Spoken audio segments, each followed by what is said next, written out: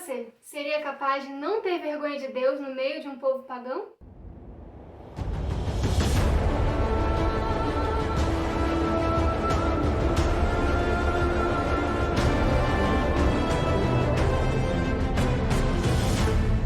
Olá, meu nome é Carol, sou cristã e historiadora e hoje vamos estudar um pouco de Gênesis 12. Lembrando que a Bíblia sempre irá ter mais e mais descobertas para nós.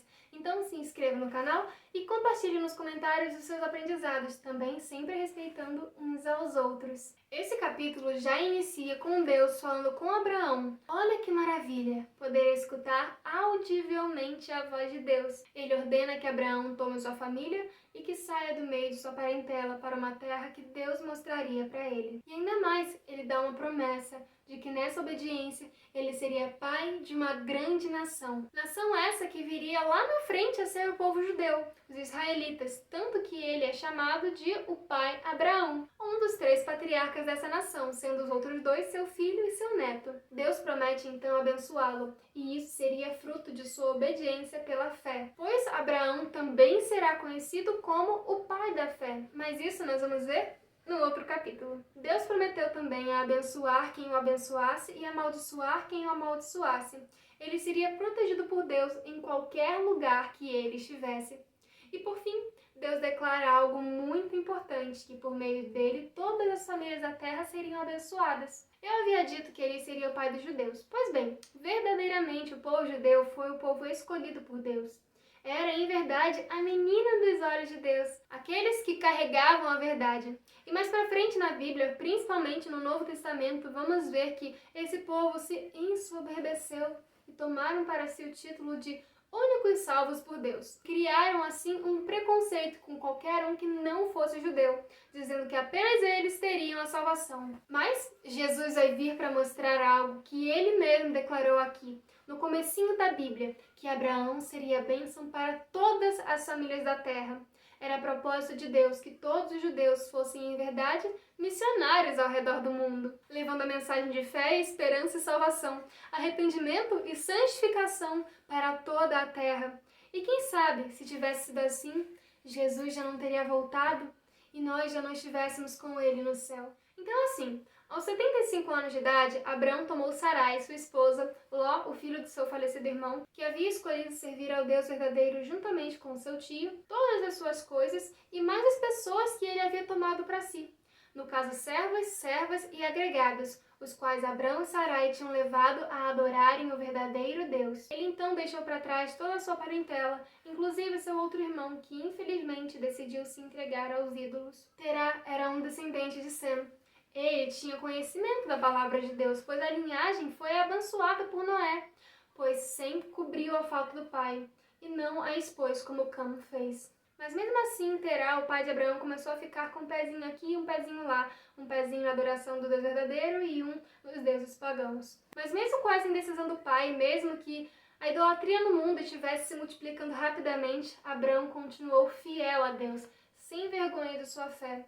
Mesmo com seu próprio pai tendo hesitado entre a adoração falsa e verdadeira, Abraão construiu altares ao Deus verdadeiro e não se deixou corromper. O chamado do céu primeiramente veio a Abraão enquanto ele morava lá em Ur dos Caldeus, e em obediência à mesma, ele se mudou para Harã, junto com a sua família, né? Terá tinha levado eles para lá. Até esse ponto, a família de seu pai o acompanhou, pois juntamente com sua idolatria, uniam-se ao culto ao verdadeiro Deus. Ali permaneceu Abraão até a morte de seu pai Terá. E apenas sepultado seu pai, a voz divina mandou-lhe que prosseguisse. E seu irmão Naor com sua família apegaram-se a seu lar e aos seus ídolos. Além de Sara, mulher de Abraão, apenas Ló, filho de Harã, falecido havia muito tempo, optara partilhar da vida peregrina do patriarca. Foi, contudo, uma grande multidão a que partiu da Mesopotâmia com Abraão. Abraão já possuía extensos rebanhos e gado, que era a riqueza do Oriente, e estava cercado de numerosos grupos de servos e agregados. Estava ele a partir da terra de seus pais para nunca mais voltar. E levou consigo tudo o que tinha, a sua fazenda que havia adquirido e as almas que lhes acrescentaram em Harã. Entre estas achavam-se muitos que eram levados por considerações mais elevadas do que as de seus serviços ou de interesses particulares. Durante sua permanência em Harã, tanto Abraão como Sara haviam levado a outros a adoração e ao culto. outros à adoração. Durante sua permanência em Harã, tanto Abrão como Sarai haviam levado outros à adoração e ao culto ao verdadeiro Deus. Estes apegaram-se à casa do patriarca e o acompanharam até a prometida e saíram para irem à terra de Canaã. Note que Abraão levou muitas pessoas não pelo que eles podiam fazer ou entregar para ele, mas sim porque eram pessoas sinceras que queriam aprender mais do verdadeiro Deus. E pela fé, Abraão, sendo chamado, obedeceu, indo para um lugar que havia de receber por herança e saiu sem saber para onde ia. Aquela obediência expedita de Abraão é uma das provas mais notáveis de fé a serem encontradas em toda a Bíblia. Para ele, a fé era o firme fundamento das coisas que esperam e a prova das coisas que não se veem. Confiando na promessa divina, sem a menor garantia exterior de seu cumprimento, abandonou o lar, os parentes e a terra natal, e saiu sem saber para onde ia, a fim de seguir aonde Deus o levasse.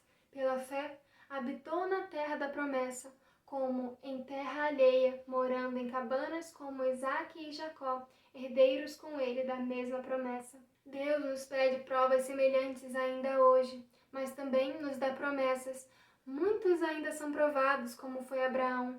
Não ouvem a voz de Deus falando diretamente do céu, mas ele os chama pelos ensinos de sua palavra e acontecimentos de suas providências. Pode ser-lhes exigido abandonarem uma carreira que promete riqueza e honra, deixarem associações agradáveis e proveitosas e separarem-se dos parentes para entrarem naquilo que parece ser apenas uma senda de abnegação, agruras e sacrifícios.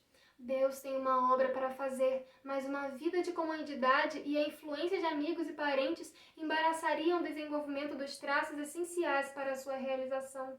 Ele os chama para fora das influências e auxílios humanos e os leva a sentirem a necessidade de seu auxílio e a confiarem nele somente, para que ele possa revelar-se-lhes quem está pronto ao chamado da providência para renunciar os planos acariciados em relação a familiares. Quem aceitará novos deveres e entrará em campos não experimentados fazendo a obra de Deus com um coração firme e voluntário, considerado por amor a Cristo suas perdas como ganho?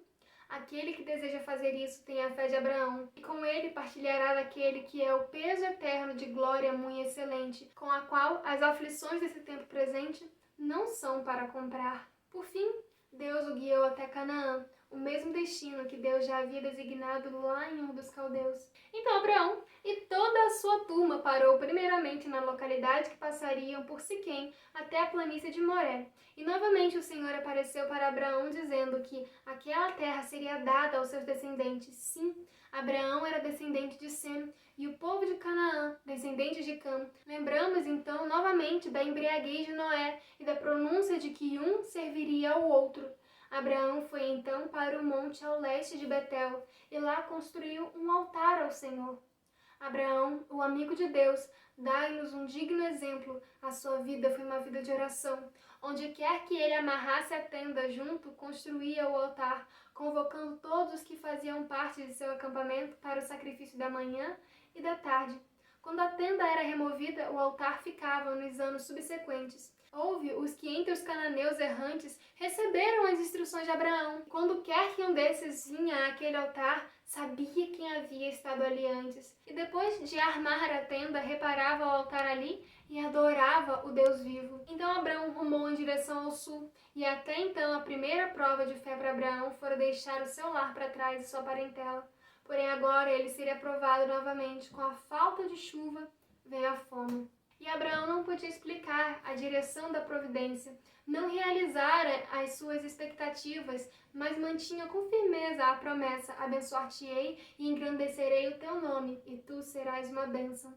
Com oração fervorosa considerava ele como preservar a vida do seu povo e dos seus rebanhos, mas não consentia que as circunstâncias lhe abalassem a fé em Deus. Para escapar da fome, desceu ao Egito. Não abandonou Canaã, nem em sua situação angustiosa voltou para a Caldeia, de onde viera, e onde não havia falta de pão, mas buscou um refúgio temporário, tão perto quanto possível da terra prometida, tencionando voltar em breve para o lugar em que Deus o colocara. Porém, lá no Egito, Abraão cometeu um erro, colocando sua própria esposa, Sarai, em risco.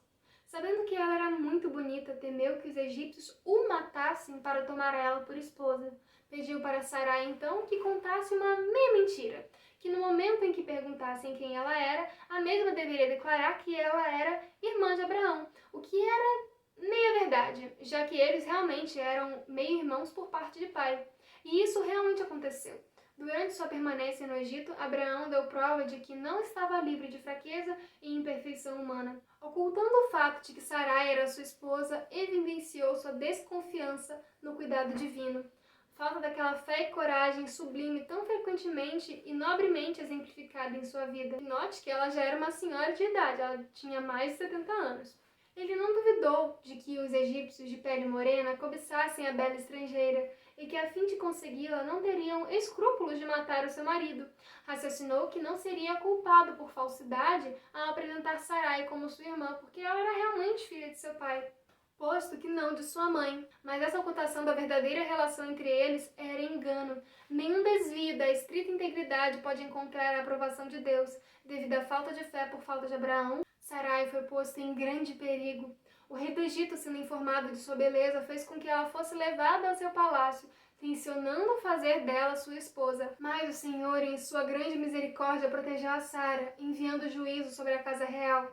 Por esse meio, o rei soube a verdade a tal respeito, e, indignado pelo engano praticado para com ele, reprovou Abraão e restituiu-lhe a esposa, dizendo: Que é isso que me fizeste? Porque disseste, é minha irmã, de maneira que a houvera tomado por minha mulher. Agora, pois, eis aqui tua mulher, toma-a e vai-te. Abraão tinha sido grandemente favorecido pelo rei. Mesmo agora, Faraó não permitiu que se fizesse mal a ele ou à sua multidão.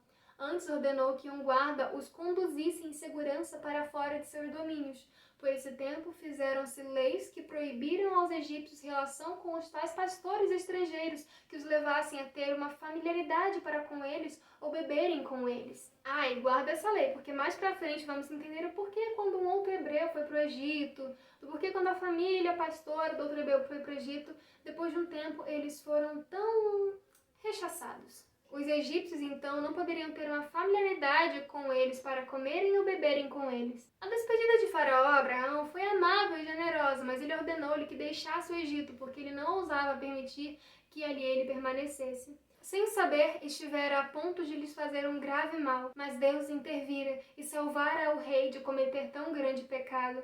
Faraó viu nesse estrangeiro um homem a quem o Deus do céu honrava, e receou ter em seu reino alguém que, de maneira tão evidente, se achava sob o favor divino. Se Abraão ficasse no Egito, suas crescentes riquezas e honras seriam de molde a despertar a inveja e a cobiça dos egípcios, e algum agravo lhe poderia ser feito, pelo qual o rei seria considerado como responsável, e o qual, de novo, poderia acarretar juízo sobre a casa real. A advertência feita por Faraó demonstrou ser uma proteção para Abrão em suas relações posteriores com o povo gentios, pois tal coisa não pode ser conservada em segredo. E viu-se que o Deus que Abrão adorava protegia o seu servo e que qualquer mal a ele feito seria vingado. Coisa perigosa é ocasionar dano a um dos filhos do Rei do Céu. O salmista se refere a esse capítulo da experiência de Abraão quando diz, falando do povo escolhido: Por amor deles repreendeu o rei, dizendo: Não toquei nos meus ungidos e não maltratareis dos meus profetas. Deus havia prometido que o protegeria. Ele não precisava temer a morte por parte dos egípcios. Vemos aí que até o pai da fé teve a sua fé vacilante.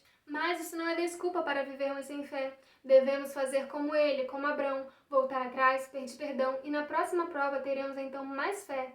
E é por isso que Deus constantemente nos prova ou permite tais provas, pois a prova é uma forma de moldar o caráter para que possamos estar nos céus. Deus sempre tem provado o seu povo na fornalha da aflição. É no calor da fornalha que a escória se separa do verdadeiro ouro do caráter cristão. Jesus vigia a prova, ele sabe o que é necessário para purificar o precioso metal, para que esse possa refletir o brilho do seu amor. É por meio de transes severos, probantes, que Deus disciplina seus servos. Ele vê que alguns têm capacidades que poderão ser empregadas no avanço de sua obra, e põe tais pessoas à prova em sua providência. Ele as leva a posições que provem seu caráter e revelam seus defeitos e fraquezas que têm estado ocultos a seus próprios conhecimentos. E foi isso, só o básico do capítulo 12 para vocês. Se inscreva no canal para continuarmos estudando juntos. E o texto na íntegra da versão mais parecida com o que eu uso para estudar está na descrição do vídeo, juntamente com o link para o livro que eu usei como consulta para a explicação desse vídeo. Fique com Jesus, até a próxima e tchau!